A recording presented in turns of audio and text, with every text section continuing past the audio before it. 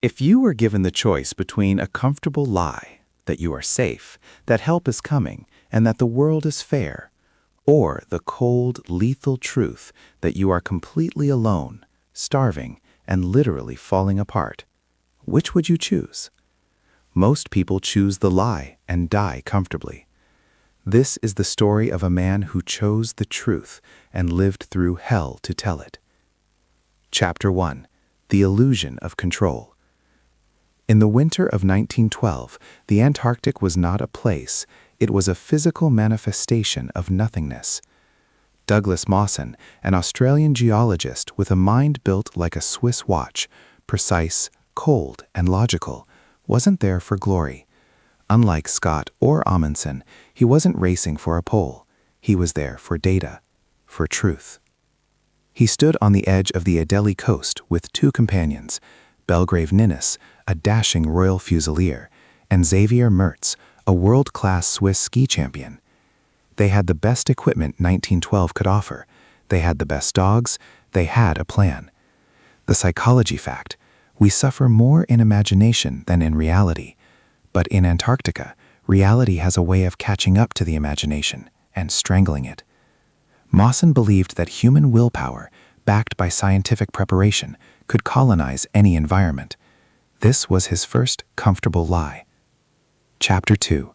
The Abyss Opens. On December 14th, the world changed. The party was crossing the Ninnis Glacier. The sun was out, a whiteout of deceptive beauty. Mawson, in the lead, crossed a snow bridge. It held. Mertz, second, signaled a warning. Ninnis, at the rear with the strongest dog team and most of the food, didn't see the signal. In a heartbeat, there was no sound, no scream, just a neat, rectangular hole in the ice where Ninnis and the primary sledge used to be. Mawson peered over the edge. 300 feet down, on a shelf of ice, he saw one dog with a broken back, whimpering. The rest was darkness. Ninnis was gone. The food was gone. The tent was gone. The mindset shift. At that moment, Mawson's brain tried to offer him comfort. This can't be happening. We'll wait here. He might have survived. But the truth was immediate and brutal. If they stayed, they died. If they moved without a tent, they likely died. Every second spent grieving was a second spent freezing.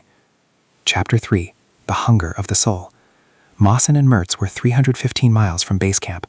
They had 1/3 of the rations needed for the trip. Their only source of fuel and protein? The remaining dogs. Over the next few weeks, the story turns into a psychological horror. One by one, they had to kill their dogs, their friends, to eat them. But here is the truth over comfort lesson that science only discovered years later. The liver. They ate the husky livers because they were large and calorie-dense. They didn't know that husky livers contain toxic levels of vitamin A. The human psychology fact: the body begins to fail before the mind, but the mind accelerates the process. Mertz, the athlete, the strong one, began to lose his grip on reality. His skin began to peel off in sheets, his hair fell out, he became despondent. Mawson watched Mawson's friend descend into madness. Mertz started biting off his own finger in a fit of delirium, thinking it was a biscuit. Mawson had to make a choice: stay and comfort a dying man, or accept the cold truth that he had to push forward alone to save the data in the mission. Chapter 3. The Sole Survivor. On January 8th, Mertz died. Mawson was now alone in the most desolate place on Earth, 100 miles from safety, with his own skin peeling off and his feet rotting in his boots. He did something that psychologists now call cognitive compartmentalization. He stopped thinking about the 100 miles. He only thought about the next footstep. Life lesson: when the big picture is too painful to look at, the only truth that matters is the immediate task. The most miraculous and unbelievable moment happened a week later. Mawson fell into a crevasse. He was dangling by a 14-foot rope, suspended over a black void. His sledge, which had caught on the edge, was the only thing keeping him from certain death. He looked up at the circle of light above him. His hands were raw, the flesh worn to the bone. He thought, why not just let go? It's warm in the dark. No more wind, no more hunger. The truth over comfort. He realized that dying was the ultimate comfort. Living was the uncomfortable truth. With a strength that defies medical explanation, he hauled himself up the rope, fell out onto the ice, and fainted. When he woke up, he didn't thank God. He checked his compass. Chapter 5. The Cruelest Irony. Mawson finally reached the base camp on February 8th. He was a skeleton covered in sores, unrecognizable to his own men. As he crested the final ridge, he saw something that would break any other man. The ship, the Aurora, was on the horizon. It had waited for him for weeks and had just sailed away hours before he arrived. He had missed his ride home by a few miles of ice. He stood there, watching his salvation disappear into the fog. The mindset shift. Most people would have collapsed and died of a broken heart. Mawson simply turned around, walked to the winter hut where a small relief party had stayed behind just in case, and said, "Well, it seems I'll be staying for another year." The lessons for the modern audience. Hypervitaminosis A, the biology of truth. Mawson survived because his metabolism processed the toxins differently than Mertz's. Sometimes survival isn't about being the best, it's about how you handle the poison in your system. The Stockdale paradox. You must retain faith that you will prevail in the end, regardless of the difficulties, and at the same time, confront the most brutal facts of your current reality. Pain is a signal, not a stop sign. Mawson literally taped the soles of his feet back onto his bleeding stumps every morning. He accepted the truth of the pain, but refused to let it dictate his direction. Would you like me to continue this narrative by deep diving into the specific psychological techniques Mawson used to stay sane during that final year of isolation, or should we transition into another historical truth over comfort story involving a different era? Chapter 6. The Ghost in the Hut. The ship was a fading speck on the charcoal horizon. For a man who had just spent 30 days eating his dogs and watching his skin slough off like parchment, this was the ultimate psychological test of the void. The 6 men who had stayed behind to wait for him, just in case, looked at him with horror. They didn't see a hero. They saw a specter. Mawson's hair was gone in patches. His face was a map of frostbite and blackened sores. But while his body was a ruin, his mind had achieved a state of hyperlucidity. The psychology fact, the third quarter phenomenon. In long-term isolation, like space missions or Antarctic winters, the most dangerous period isn't the beginning or the end, it's the third quarter. It's when the novelty has worn off and the end is still too far to see. Mawson was now entering a forced second winter. For the next 10 months, trapped in a wooden hut buried under the snow, Mawson had to manage not just his own recovery, but the group's morale. He realized a fundamental truth. Chaos thrives in a vacuum of routine. The mindset shift. He implemented a military-grade schedule. Everyone had a job.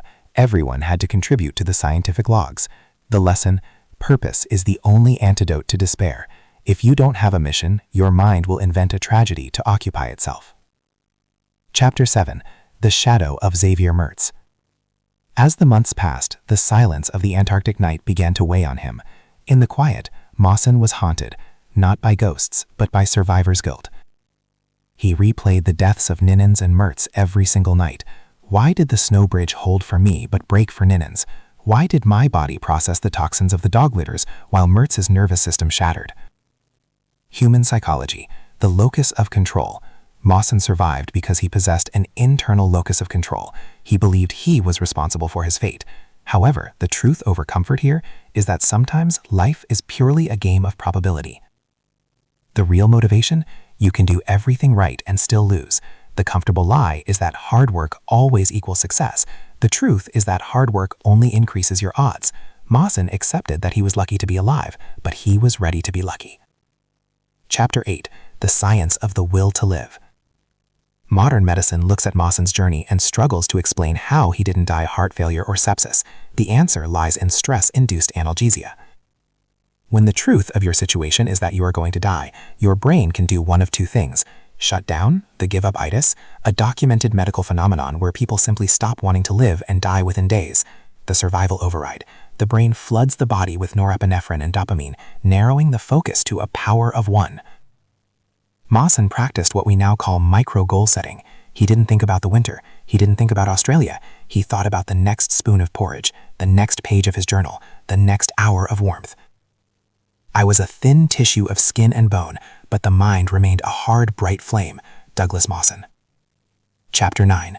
The Return and the Burden of Truth. When the Aurora finally returned in December 1913, nearly 2 years after he had first set out, Mawson was ready. He returned to Australia not as a triumphant conqueror like Amundsen, but as a man who had looked into the abyss and refused to blink. But the truth over comfort theme followed him home. While the public wanted a story of glorious adventure, Mawson gave them the brutal, unvarnished data. He spoke of the deaths, the starvation, and the sheer pointlessness of the suffering if it wasn't used for scientific advancement. The mindset shift for the audience. We often seek closure after a trauma. Mawson taught us that closure is a myth.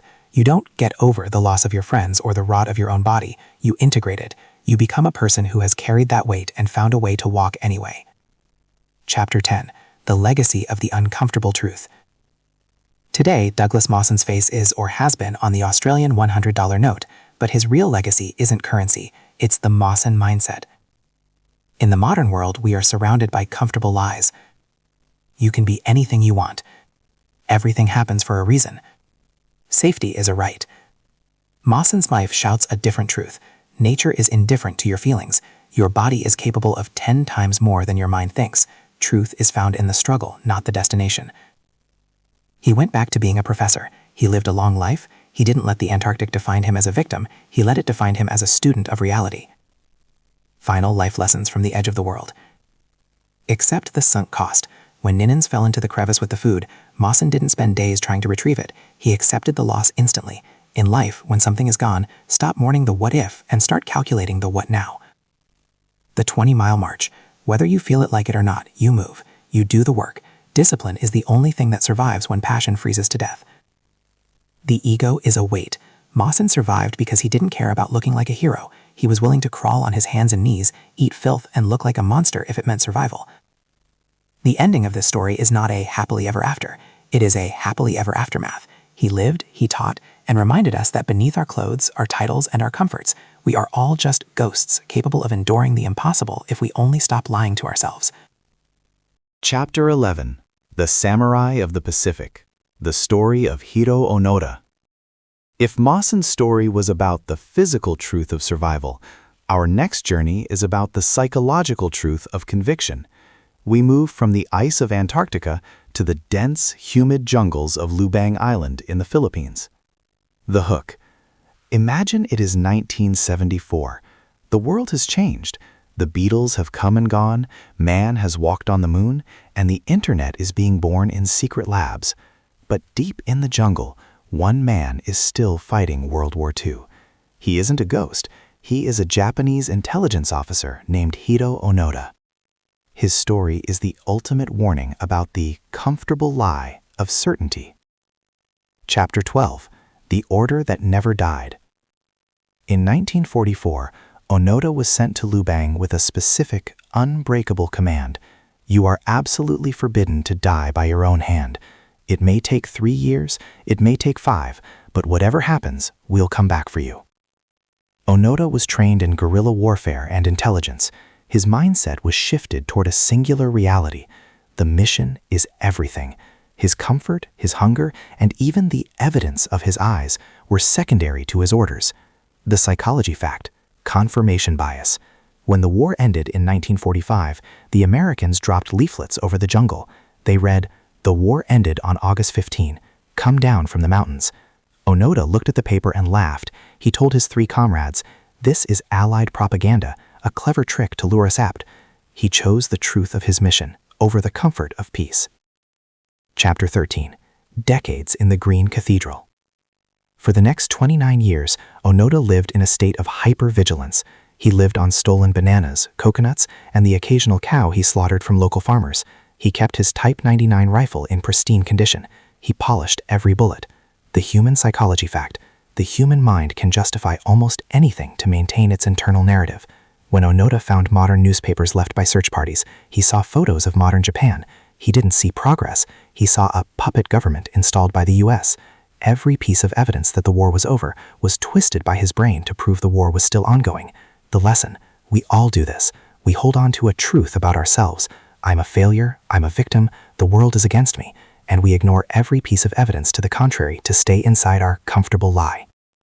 Chapter 14. The Price of Loyalty. One by one, his comrades left him. One surrendered in 1950. 2 others were killed in skirmishes with local police years apart. By 1972, Onoda was alone. He was a 50-year-old man playing a deadly game of hide-and-seek in a world that had forgotten he existed. He wasn't just fighting a war, he was fighting entropy. Mindset shift, radical discipline. Onoda didn't just survive, he maintained a rigorous military routine. He woke up at the same time, performed reconnaissance, and kept a meticulous log. Life lesson: structure is the skeleton of sanity. Without a why, the how becomes impossible. Onoda had the strongest why imaginable. I am a soldier of the emperor. Chapter 15. The Meeting of Two Worlds. In 1974, a young Japanese hippie named Nori Suzuki decided to travel the world. His goal? To find Lieutenant Onoda, a panda, and the abominable snowman, in that order. Suzuki found Onoda in the jungle. He told him the war was over. He showed him photos of his family. Onoda, with his rifle leveled at the boy's chest, gave a chillingly logical response. "I cannot believe you. I cannot leave this post. I am a soldier. Only my superior officer can relieve me of my duty." The truth over comfort. Onoda was so committed to his truth that he required a formal ritual to break the spell. Suzuki flew back to Japan, found Onoda's former commander, who was now a quiet old man working in a bookstore, and brought him back to the jungle. Chapter 16. The Awakening. On March 9, 1974, in a small clearing in the jungle, Major Taniguchi, wearing his old tattered military tunic, read the surrender order aloud. Onoda stood at attention. He wept. In that moment, the comfortable lie that had sustained him for 29 years shattered. He realized he had wasted 3 decades of his life fighting a war that didn't exist. He had killed local farmers. He had lived like an animal. All for a lie. The psychology fact. Cognitive dissonance. The pain of realizing your life's work was based on a falsehood is often more physically painful than a wound. Onoda had to face the ultimate truth over comfort, the truth that he was wrong. Chapter 17. The Modern Lesson. Onoda returned to Japan a hero, but he didn't like what he saw. He saw a Japan that was soft, obsessed with consumerism, and lacking the discipline he had honed in the jungle. He eventually moved to Brazil to start a ranch, finding peace in the hard work of the land. Final life lessons from the jungle. Beware the echo chamber. Onoda's tragedy was that he had no one to challenge his perspective. In our modern lives, we must seek out people who disagree with us, or we risk living 30 years in our own mental jungle. The danger of certainty. The most dangerous person is the one who is 100% sure they are right. Growth requires the uncomfortable truth that you might be wrong. Resilience is a choice. Onoda proved that the human spirit can endure decades of isolation if it has a sense of duty. Imagine what you could achieve if you applied half of Onoda's discipline to a truth that actually mattered. Onoda's story shows us that the mind can be our greatest protector or our most cruel jailer. Would you like to move into a story about social truth, perhaps the psychological drama of the French Revolution, or the chilling reality of the Stanford prison experiment, to see how truth over comfort plays out in groups? Chapter 18. The Master of the Mind, the Viktor Frankl Revelation. We have explored the physical truth of Antarctica and the ideological truth of the Japanese jungle. Now we dive into the most profound territory of all, the truth of human spirit. To understand truth over comfort at its most cellular level, we must go to the darkest place in human history, Auschwitz. This is the story of Dr. Viktor Frankl, a psychiatrist who turned a death camp into a laboratory of the soul. The hook. If you lost your home, your family, your career, and even the clothes on your back, if you were reduced to a number tattooed on your arm, what would be left of you? Most people believe their identity is their comfort. Frankl discovered that your identity is actually your meaning. Chapter 19. The Naked Existence. In 1942, Viktor Frankl was a rising star in Viennese psychology. He had a manuscript, his life's work, sewn into the lining of his coat. When he arrived at the concentration camp, the guards stripped him naked. They took the manuscript. They burned it. He stood there, shivering in the mud, possessing nothing but his naked existence. The psychology fact, the existential vacuum. Frankl noticed something terrifying. The prisoners who survived weren't necessarily the strongest or the healthiest. It was the ones who had a truth to return to.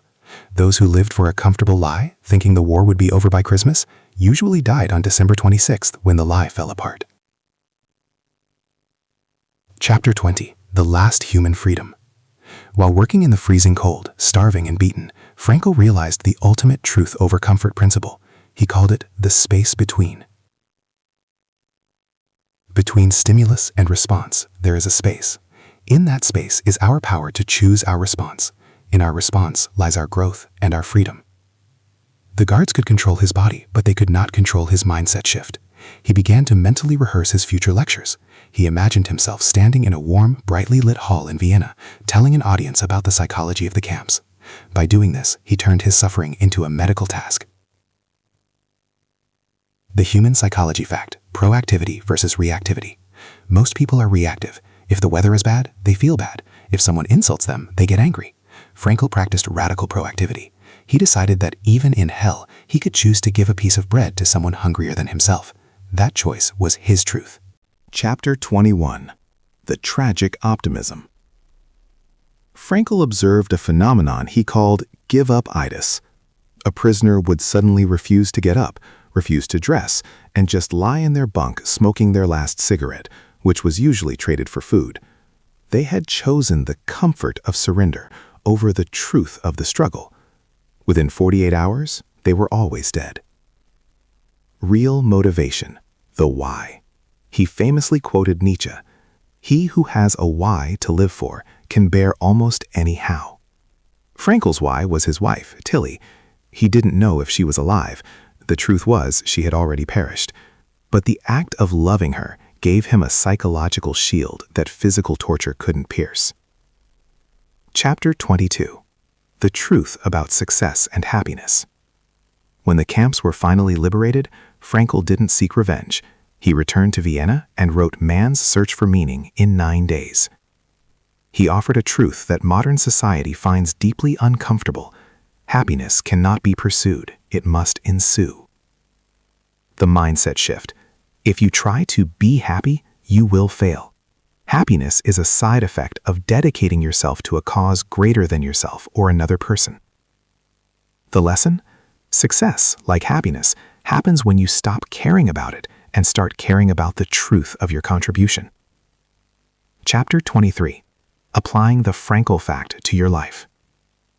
The USA audience today lives in a world of unprecedented physical comfort, but massive existential vacuum.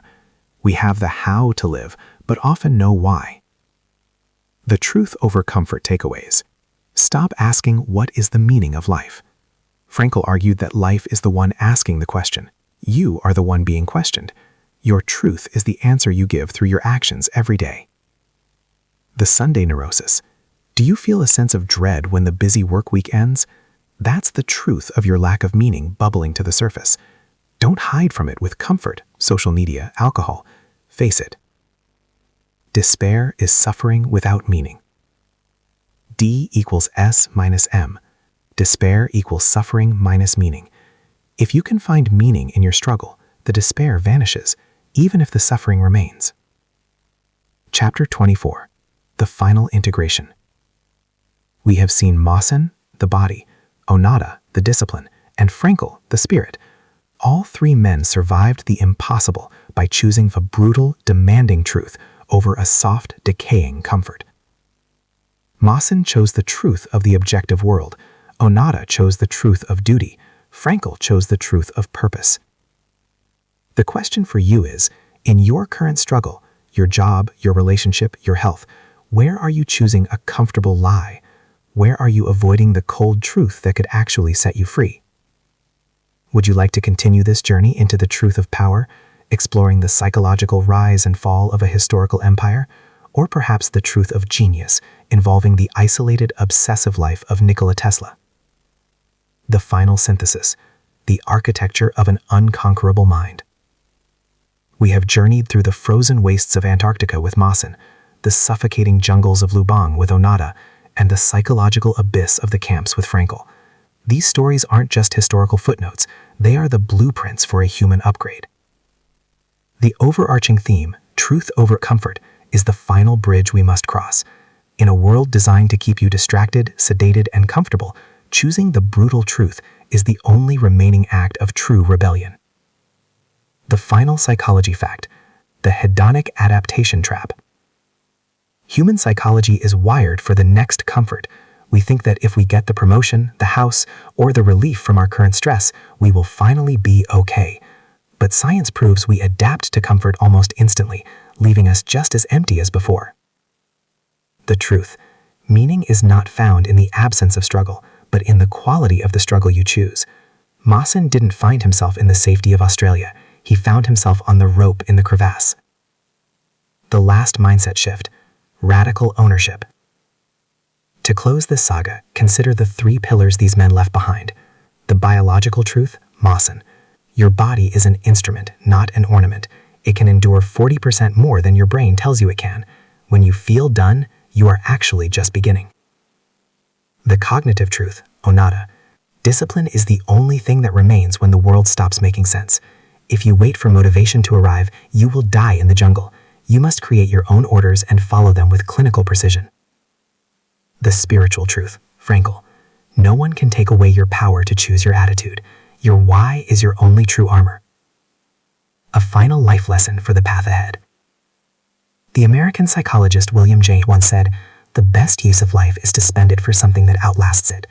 Every man we discussed survived because they weren't just living for themselves. Mawson lived for science, Onoda lived for duty, Frankl lived for humanity. When you narrow your focus to your own comfort, your world shrinks until the slightest breeze can knock you over. When you live for a truth larger than your own skin, you become unshakable. The Truth Over Comfort Challenge. Identify one comfortable lie you are currently telling yourself to avoid taking action. Is it, "I don't have enough time"? Is it, "It's not my fault"? Is it, "I'll start tomorrow"?